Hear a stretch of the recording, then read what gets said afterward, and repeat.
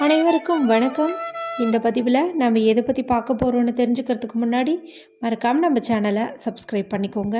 கூடவே பெல் பட்டனையும் கிளிக் பண்ணிவிட்டு ஆளுங்கிற ஆப்ஷனை கொடுத்துட்டிங்கன்னா நான் போடுற வீடியோக்கள் எல்லாமே மிஸ் ஆகாமல் நோட்டிஃபிகேஷனில் வந்துடும். இந்த பதிவு ரொம்ப ரொம்ப முக்கியமான பதிவு அப்படின்னே சொல்லலாங்க. எதை பற்றிய பதிவு அப்படின்னு பார்த்திங்கன்னா, நாளை நமக்கு நவம்பர் மாதத்தின் 20ஆம் தேதி கார்த்திகை மாதத்தின் 5ஆம் தேதி நிறைஞ்ச புதன்கிழமை அப்படின்னாவே மகாவிஷ்ணு வழிபாட்டுக்கும் புதன் பகவான் வழிபாட்டுக்கும் உரிய ஒரு நாளாக கருதப்படுது. பொன் கிடைச்சாலும் புதன் கிடைக்காது அப்படின்னு சொல்லுவாங்க.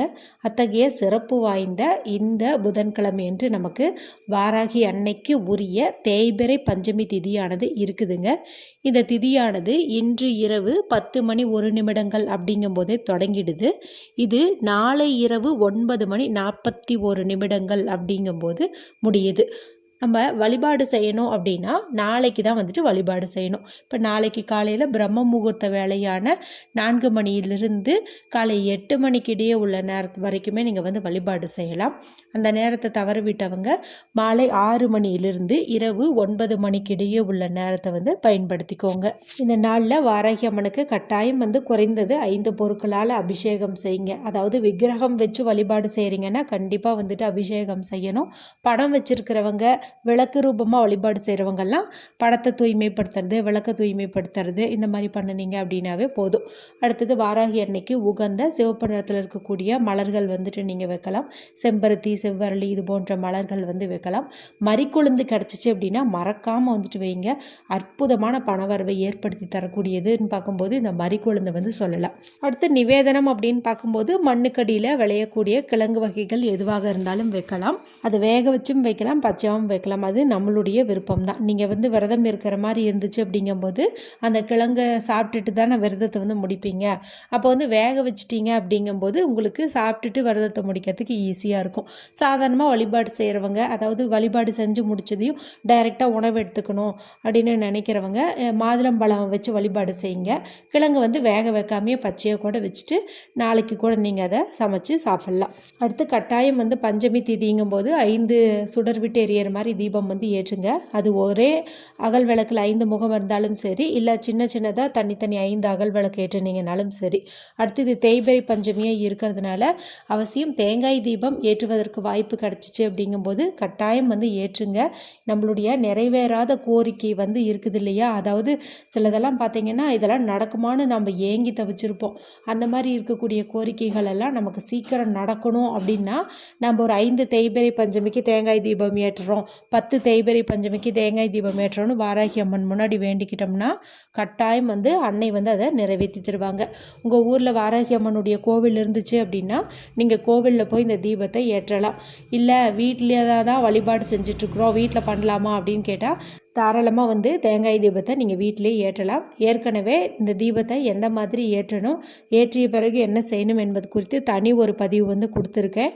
இவை தவிர பஞ்சமி நாளில் எந்த மாதிரி விரதம் இருக்கணும் என்பது குறித்தும், வளர்பிறை பஞ்சமி நாளில் எந்த கோரிக்கையை முன்வைக்கணும், தேய்பிறை பஞ்சமி நாளில் எந்த கோரிக்கையை முன்வைக்கணும்னு தனித்தனி பதிவுகளாக ஒவ்வொன்றும் கொடுத்துருக்குறேன். அந்த வீடியோக்களுடைய லிங்கை இந்த வீடியோ முடியும் போது வரக்கூடிய எண்டு ஸ்க்ரீன்லேயும் டிஸ்கிரிப்ஷன்லேயும் கொடுக்குறேன், மறக்காமல் கிளிக் பண்ணி பாருங்கள். ஏற்கனவே நம்ம சேனலில் ஒரு 2 நாட்களுக்கு முன்னாடியே இந்த தேய்பிறை பஞ்சமி நாளில் 5 செம்பருத்தி இலையை ஒரு குறிப்பிட்ட முறையில் பயன்படுத்துவதன் மூலமாக செல்வ வளம் அதிகரிக்கும் என்பது குறித்து தனி ஒரு பதிவு கொடுத்துருக்கேன். இது வரைக்கும் அந்த வீடியோ பார்க்காம இருந்தீங்கன்னா அதனுடைய லிங்கையும் கொடுக்குறேன், நீங்கள் பார்த்து வச்சுக்கோங்க. இந்த பதிவு பார்த்திங்கன்னா நம்மளுடைய கோரிக்கையெல்லாம் முன் வச்ச பிறகு, அதாவது இது தேய்பிறை பஞ்சமி இல்லையா, நம்மளுடைய கடன்கள், நோய்கள், கஷ்டங்கள் இது எல்லாமே தீர வேண்டிய ஒரு அற்புதமான நாள் அப்படின்னு சொல்லலாம். இத்தகைய நாளில் நம்முடைய கஷ்டங்கள் எல்லாம் தீர்வதற்கு நம்ம ஒரு குறிப்பிட்ட பொருளை எரிப்பது அப்படிங்கிறது அவசியமாக கருதப்படுது. அது என்ன பொருள் அப்படின்னு பார்த்திங்கன்னா ஏலக்காய் தான். இந்த ஏலக்காய் பார்த்திங்கன்னா மகாலட்சுமி தாயாரின் அம்சம் பொருந்தியதாக பார்க்கப்படுது. பணவரவுக்கு நல்ல ஒரு ரிசல்ட்டை கொடுக்கக்கூடிய ஒரு பொருளாக பார்க்கப்படுது.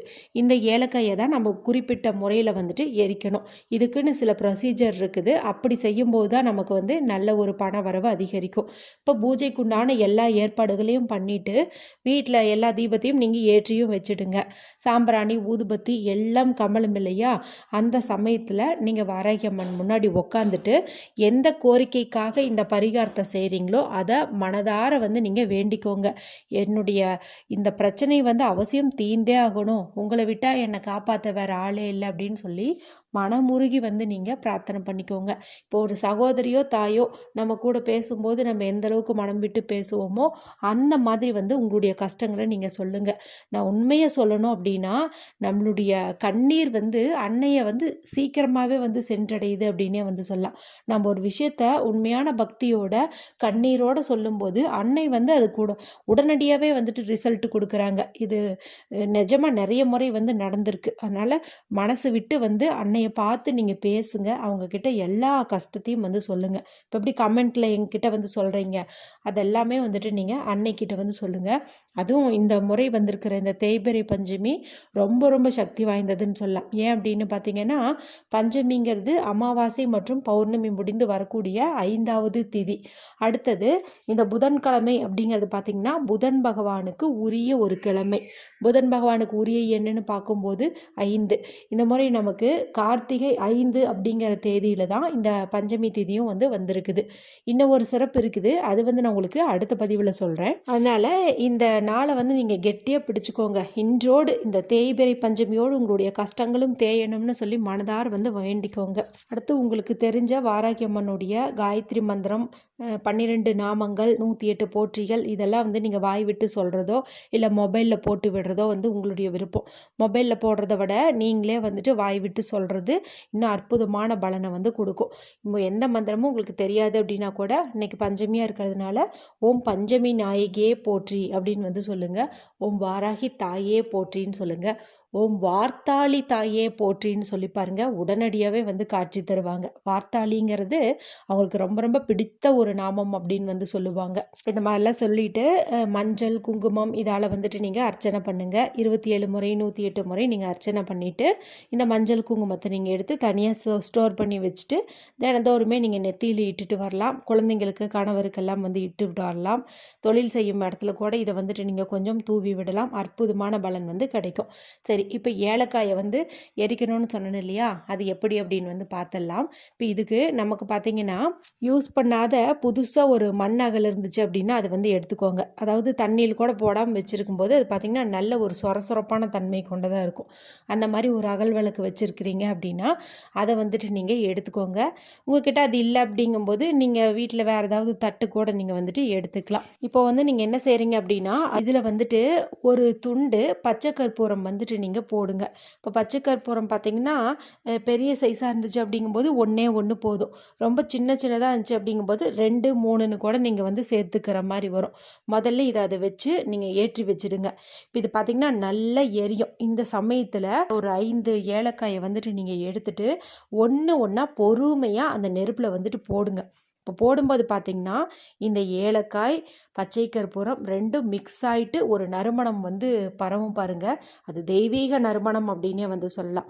இது பூஜை அறை முழுவதும் வந்து பரவட்டும். நீங்களும் வந்துட்டு அதை நல்லா நுகருங்கள், அதை நல்லா முகர்ந்து பாருங்கள். இது எரிஞ்சு முடியட்டும். அதன் பிறகு நீங்கள் பூஜையை நிறைவு செய்வதற்கு எப்போதும் சூடம் காட்டுவீங்கள்ல, அந்த மாதிரி வந்துட்டு நீங்கள் சூடம் காட்டி உங்கள் பூஜையை வந்து நிறைவு செஞ்சுக்கோங்க. அதன் பிறகு இப்போ இந்த கற்பூரமும் ஏலக்காயும் பார்த்திங்கன்னா அணைஞ்சிருக்கும். இந்த சமயத்தில் ஏதாவது ஒரு சின்ன சொரசொரப்பான பொருளை கொண்டு அதை நல்லா சுரண்டி எடுங்க. இப்படி எடுக்கும்போது பார்த்தீங்கன்னா அதிலிருந்து கறி துகள்கள் வரும். அதாவது இந்த ஏலக்காய் பச்சை கற்பூரம்லாம் எரிஞ்சிச்சு இல்லையா, இதனுடைய அந்த துகள்கள் வந்து வரும். கொஞ்சம் எடுக்கிறதுக்கு சிரமமாக தான் இருக்கும். இருந்தாலும் கொஞ்சமாக அதை நல்லா வந்து சுரண்டிக்கோங்க. சுரண்டிட்டு இப்போ இதை வந்துட்டு தனியாக ஒரு இடத்துல நீங்கள் சேவ் பண்ணி வச்சுட்டு தினந்தோறும் நெத்தியில் வந்து இட்டுட்டு வர்றது நல்லது. இப்படி இடும்போது இது கூட கொஞ்சம் நெய் இருக்குது இல்லையா, அந்த நெய்யை மிக்ஸ் பண்ணி நீங்கள் இட்டுக்கலாம். இப்படி உங்களுக்கு சுரண்டுறதுக்கு பதிலாக கூட நீங்கள் இந்த அகல்லையே 2 சொட்டு நெய் விட்டு இதையவே தீர்ற வரைக்கும் நீங்கள் இந்த அகலில் இருக்கிற இந்த மையவே கூட நீங்கள் வந்துட்டு இட்டுட்டு வரலாம். இது வந்து தீர்ற வரைக்கும் தினமுமே வந்து நீங்கள் இட்டுக்கோங்க. கணவருக்கும் வந்து இட்டு விடுங்க.